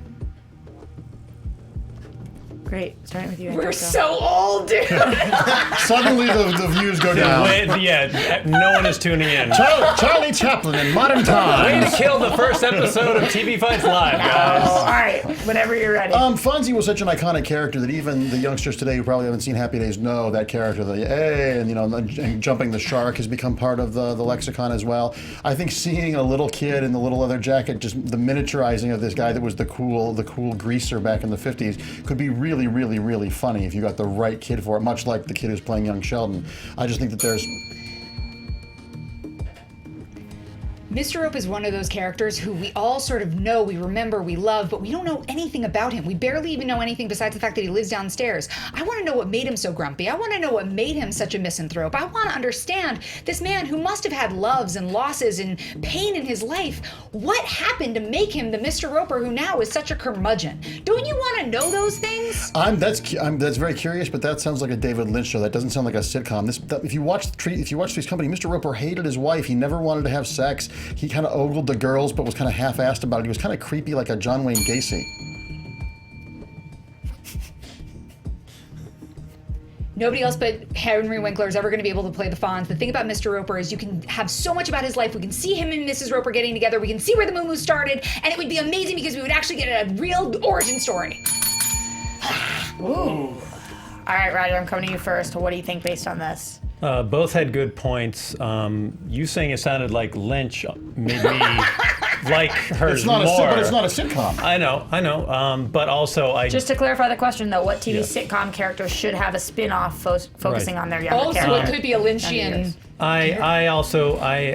I think I have too much attachment to the Fonz to see anyone but Henry Winkler playing him, and I think that's the point that sold me on that particular one. Billy, talk to me. Yeah, I think it was pretty even for me the first two, and then Sasha's rebuttal was just a knockout punch. It's hard to replace the Fonz. I don't know if people would accept it. There's a lot that you could do, and the Lynch thing kind of helped because there's so many options for what she could do with hers. I'm gonna have to give it to Sasha. Not that I think you both had strong points, but when it came to rebuttals, Andreiko's was that it would change the genre, which isn't part of the question. So if it did, it did. Yours was that you didn't want to see it because of who could be cast. I thought that was a stronger rebuttal. Sasha, you get the point on this one, Nice. which means we are 3-2 going into this next question. Billy, I love the way you write these. Unfortunately, some asshole hackers broke into HBO's system and stole some Game of Thrones script. Damn you, Outpost.com guy! What show would be the worst to have spoiled for you? Game of Thrones.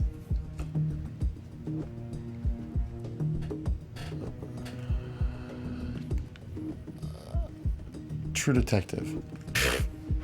Sorry. Sasha, whenever you're ready. Okay.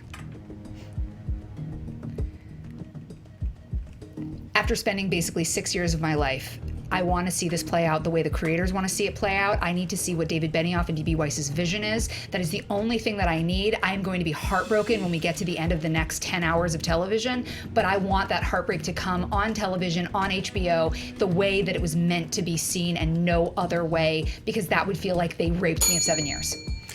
True Detective is arguably a show that's very confusing and very labyrinthine. So if they, assuming for the third season, they get a solid writing staff, having the show is all about the journey, and having the ending spoiled of where they're going and what they're trying to tell would be frustrating because the show is all about each chapter leading up to the explanation.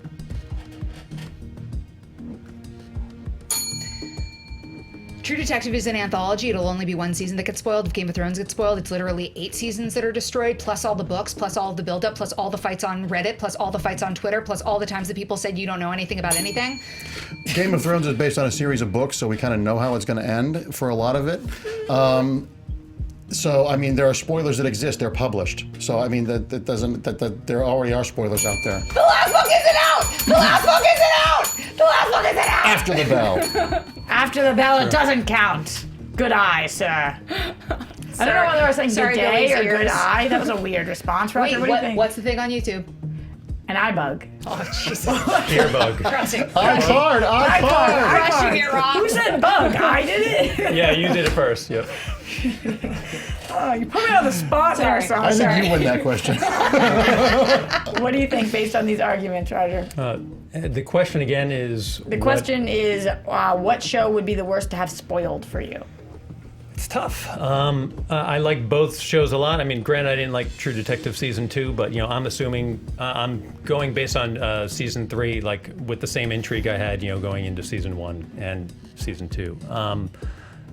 6 years is a long time for Game of Thrones. 8 seasons, I totally agree with that. But at the same time, I don't think knowing exactly what happens at the very end of Game of Thrones necessarily kills it all, because there's so many different characters. Like if you're just spoiling like who wins this one battle or something, that's one thing. Whereas True Detective, you could kind of, you're just kind of killing an entire show because there's only one single goal between like whatever the two detectives are with Missy. So you think Andreiko? I'm thinking Andreiko's would be a little bit more disappointing actually. What do you think, oddly Billy? enough? Yeah, And I'm a huge Game of Thrones fan. Unfortunately, just because of the rules of the game, I have to go in the arguments that were presented. Because the final book hasn't been published, was not part of an original argument.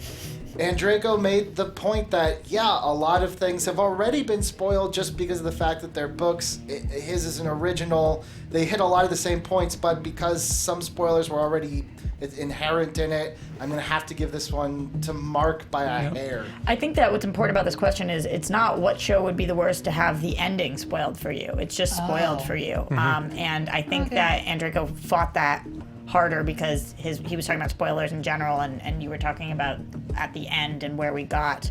But it was close. But Andreiko, you get the point on this one, so we are tied 3-3. Close one, guys. All right, so these are a new fun thing that we do where we actually ask you guys to give us the answer before we tell you the question. Oh, can I play?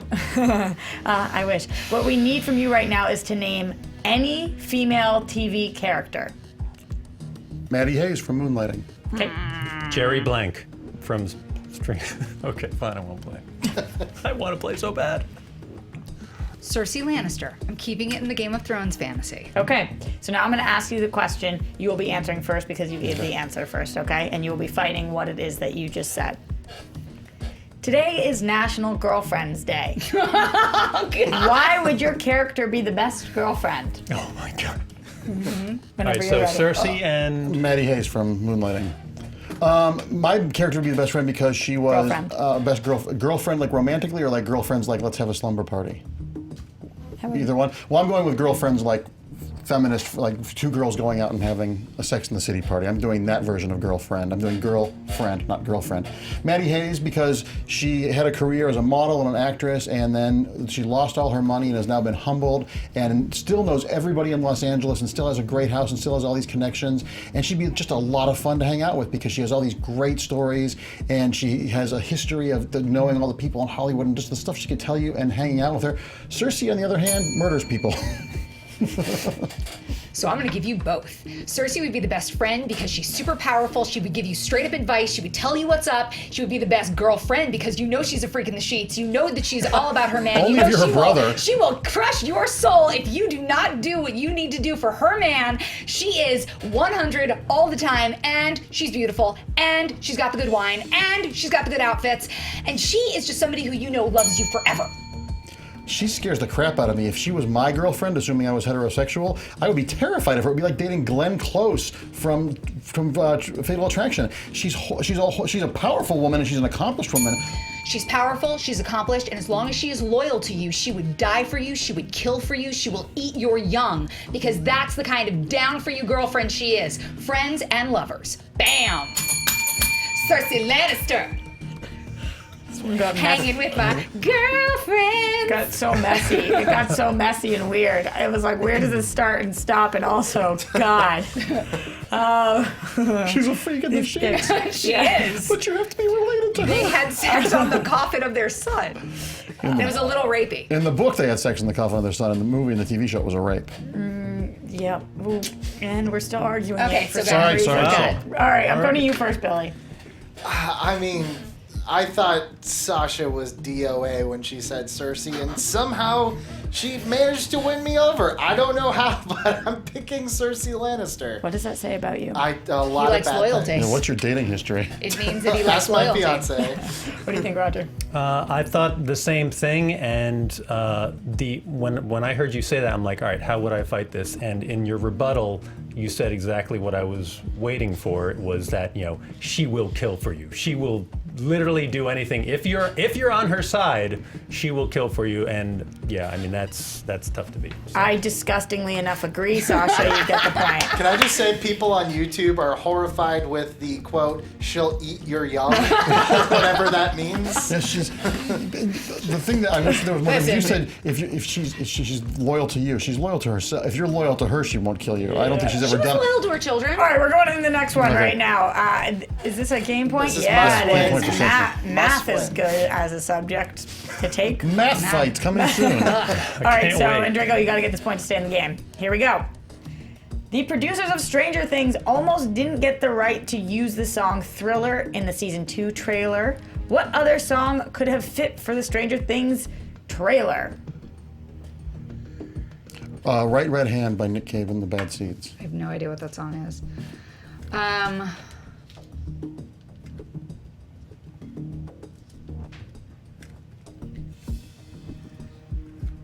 What was it again? It's Red Red Hand from Nick Cave. It was Houston Scream.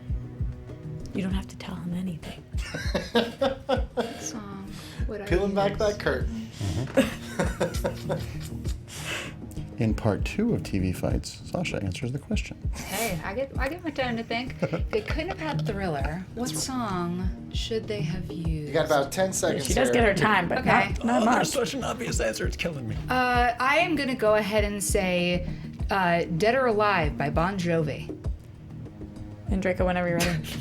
The Nick Cave song is iconic, and since Stranger Things is all about nostalgia, that song was Nick Cage's biggest hit. It was used in Scream, so it evokes the horror and the sort of meta-ness that is the bread and butter of Stranger Things. It's a classic song that's familiar, but it's not overly familiar. It sets a tone, but it isn't ultra specific, and it pulls the nostalgia up ahead a little out of just strictly the 80s and opens the. It can't be that iconic and it can't be that overly familiar because I've never heard of it. I have no idea what it is. Wanted Dead or Alive really speaks to what Stranger Things season 2 is going to be about. Where are we? Where are we in the Upside Down? Are we in the current world? It's that bifurcation between these two worlds, and that's the thing that I think you speak to with Thriller as well. With Nick Cave, I literally have no idea what that song is. And if you're talking about nostalgia, Bon Jovi all the way, son.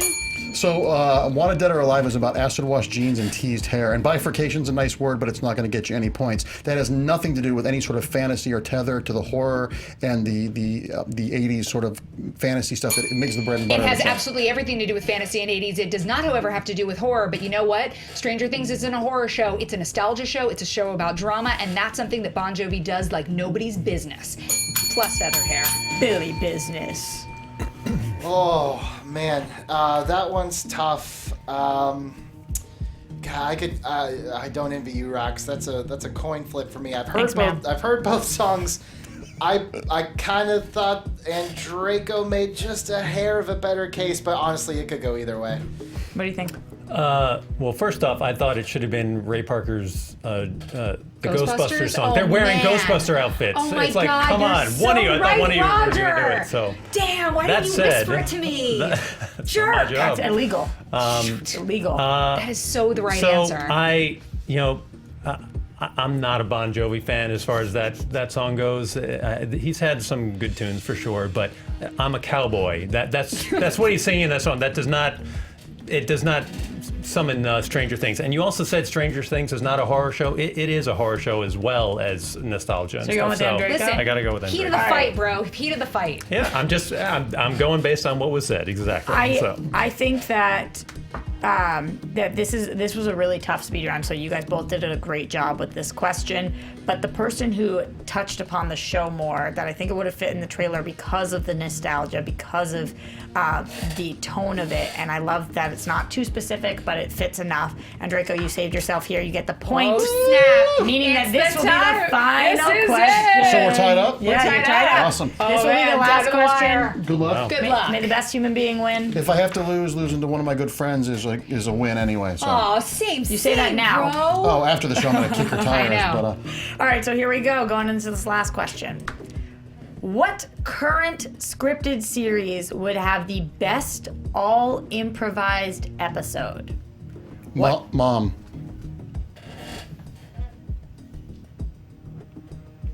It's Always Sunny. And Draco, whenever you're ready. Mom is a show that has Allison Janney. It has Anna Faris. It's a well-acted show. It's a smart show that transcends sitcom. It's like a Norman Lear show from the 70s, and all those actors have great experience in improv and are super talented, so you could trust that they're going to take you on a really good, smart improvisational journey. I would watch that. I would watch a live show of that in a second and a half.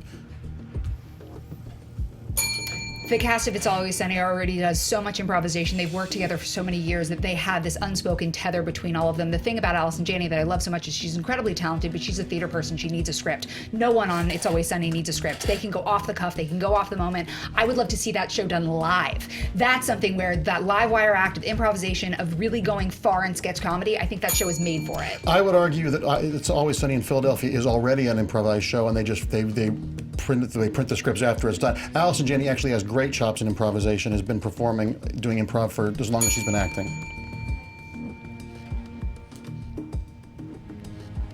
It's Always Sunny is not scripted, or is not improvised. It is scripted, and part of the thing that makes their show so good are some of the random outtakes that you get, and I want to see an entire show where they have nothing but their creativity and their brains, and all we give them is a setup. That would be brilliant. I just thought of a better answer, too. Came down to the wire. Atlanta! Damn. Oh, Next time. for a better show? Next time, that's what I would argue. Damn. I don't know if there will be a next time for that question. Not for you. I was like, oh, God. Everybody at this table gets a next time. You'll kill it. Roger, coming to you first. I think it does come down to the cast, and Always Sunny does have a strong improv background, so I could actually see that cast pulling it off more. And I mean, we'd probably need a fact check on this, but I do believe it is all completely scripted. I mean, they do add some improv into each episode, I'm sure, but there is a script. So, Billy, what do you think? Yeah, I don't know why you're saying you would change your answer, because I thought you actually nailed it with the one you had. I loved the blow about she's a theater actress, she needs a script. Whether that's true or not, it was a devastating hit, though, and I didn't hear You need to fact check hear a knockback with that equivalent, so I would give it to Sasha. I actually don't think that this one was about the performances, because I believe that all of your performers could pull this off. I think it's about the actual show that was selected, and the show that I think tonally fits it more, that people would be more excited for, that would have a better improvised episode based on these arguments, is It's Always Sunny. Sasha, you get the point. And because of that, you are the TV Fights champ of the day. Good fight! Well, I like the double high five. I just don't have somebody on the side.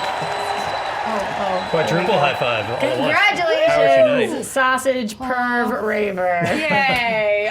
Mark Andreyko. I mean, the only reason I made it to that final round is because you decided you wanted to bully up on Roger and take him down. Story of my life. I Story of my life. don't know whether that was a tactic or what. Classic Andy Signal. I was being honest. I was in the He moment. really, likes Beverly Hills 90210. Yeah, I get He that. said before the show he hates Walking Dead, so I figured as much. Sasha, our first YouTube show, and you are the champ. Congrats. I'm so honored to have been here for this first time on the YouTubes. This is really exciting. Thank you to T-Mobile and all of you out there.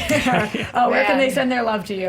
You can find me at Sasha Pearl Raver on Twitter and Instagram, hosting FX Movie Download every Friday at 8 o'clock, and maybe pitching a weed show with you. Maybe.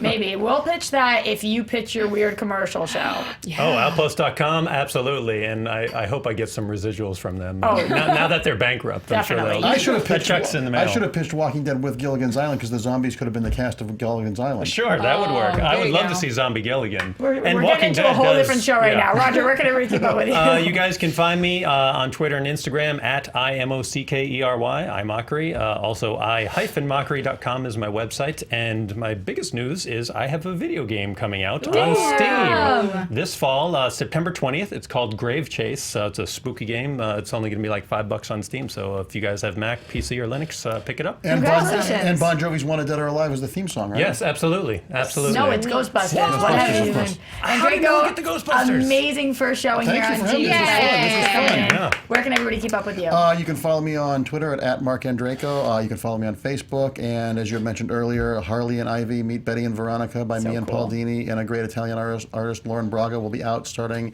in October for 6 issues.